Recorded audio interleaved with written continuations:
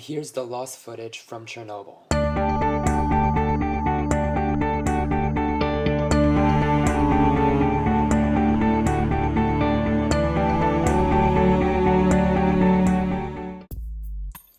What not to do.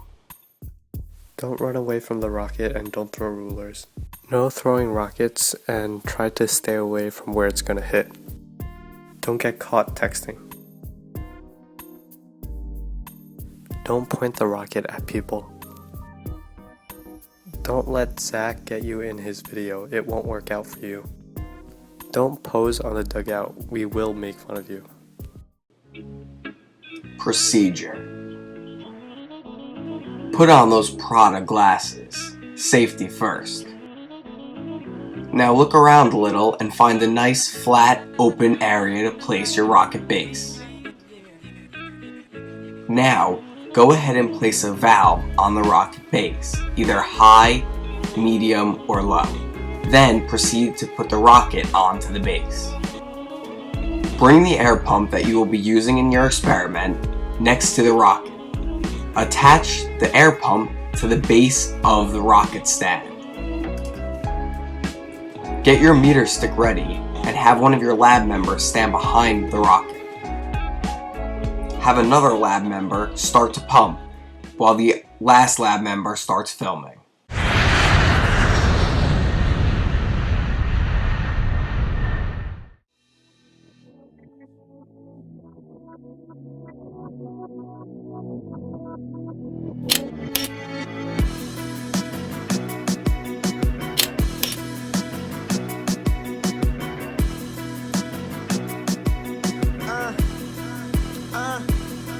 Look, see my reality is like a jade in a scheme. In actuality, I do it for the realest team. I mean, it's life or death, they just want to kill a dream. For this experiment, we have two givens. We know that the rocket travels 5.5 decimeters within 1/30th of a second. We then use v equals d over t to find the initial velocity, plugging in 5.5 decimeters for d and 1/30th of a second for t. We then use v equals v naught plus at to find the amount of time the rocket is in the air. The final velocity is the same as the initial velocity, but in a different direction. We use v squared equals v naught squared plus 2ad to find the distance traveled by the rocket vertically. At the top of the trajectory, the rocket's velocity is 0. We repeated these calculations for load test 2 and load test 3. Load test 1 had the highest velocity and therefore the greatest distance traveled vertically. Probably because Jack pumped too hard.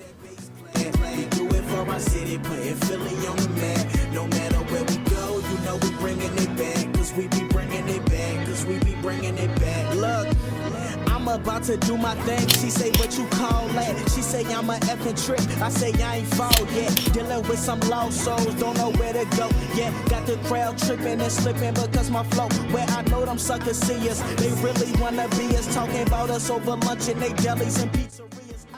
It's just a little food of thought when you heard of us. We know that the rocket traveled 6 decimeters within 1/30th of a second.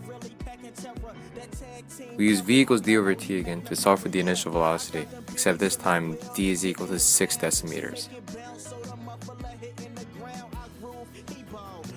We solve for t in v equals v naught plus 8t to find the amount of time the rocket is in the air, which should be greater than the low one because it has a higher initial velocity. We use v squared equals v naught squared plus 2ad to find the distance traveled by the rocket vertically. At the top of the trajectory, the rocket's velocity is 0.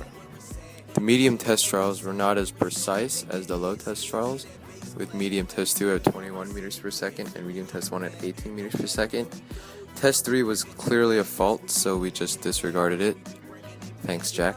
You focus on being good, I'm focused on being great. My ADD makes it so impossible to wait. And I really want it now, I'm rapping it with the passion. They swimming, we steady lapping, I just need it all to happen. The posse is 9 and 10, your dream is clearer than vinegar. Made a fan proud like Henny and La Cienega, yeah. But right now, we just living life pretty big. Gotta hold it down for my city kid. Now you can get with this, or you can get with that. Cause we doing it. The calculations for the high test trials were clearly wrong. The high test trials had initial velocities close to those of the low test trials. As for why these observations were skewed, we are unsure. Was it because Jack does not know how to operate a bicycle pump? Or maybe David messed with our rocket? Or did Mr. Bartolota try to sabotage our lab by giving us the low valve and telling us it was the high? Since we will never know, we'll chalk up the mistake to human error. And in order to reduce this error, the experiment should be repeated to produce more accurate results.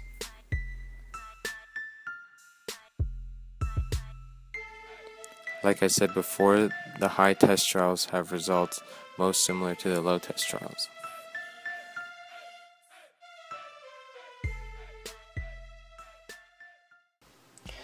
The purpose of this experiment was to analyze the one-dimensional motion of a projectile rocket with constant acceleration, negative 9.81 meters per second squared, and determine its initial velocity, maximum height, and time of flight.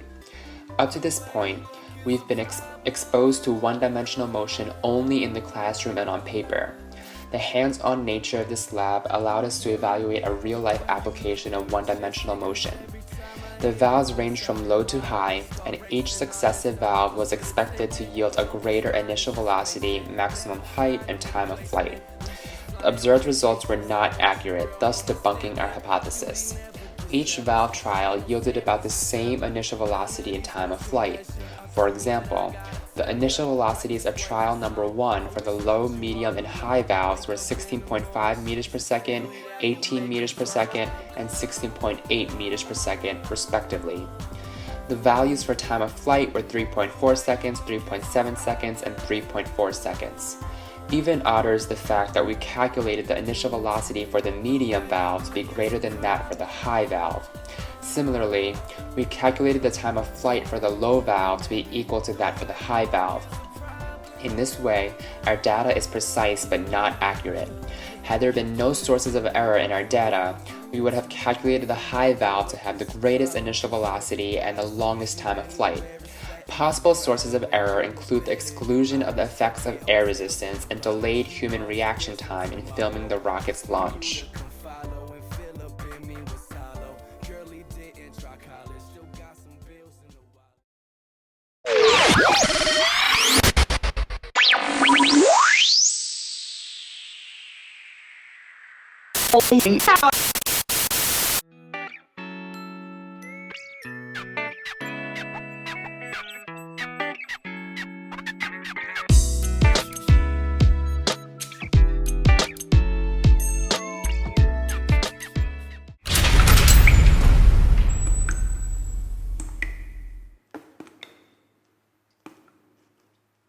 Then, wait, I don't know if that's how it works. No. Sacagawea. Dangerous. It's too dangerous. We can't. No! No! No!